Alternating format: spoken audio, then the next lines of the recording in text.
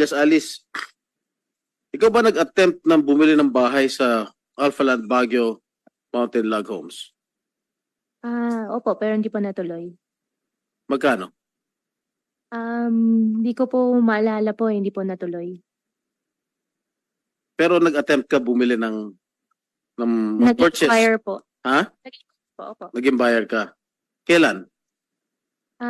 Hindi ko na rin po maalala no year po eh. Hindi mo laging ganun ang sagot niyo, no? Hindi niyo maalala.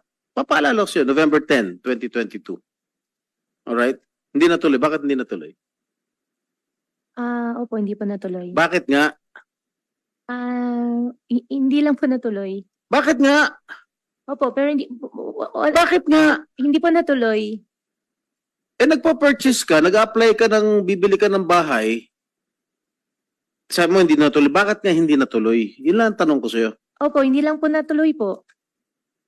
Sinungaling to itong babaitang to. Okay. You signed an agreement on November 10, 2022 to purchase a log home worth, take note, 95,200,000 for a log home. Is it true? Opo, pero hindi po natuloy. But you attempted to purchase. And that's why I'm asking you, bakit hindi natuloy?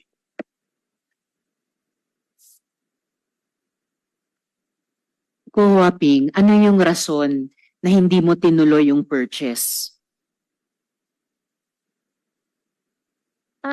Kulang po yung funds. Hindi ko po natuloy. Kulang yung funds. Eh, marunong ka pala sumagot eh.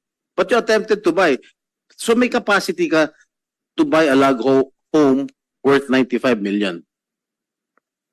Gusto ko po mamili pero hindi po natuloy nga po.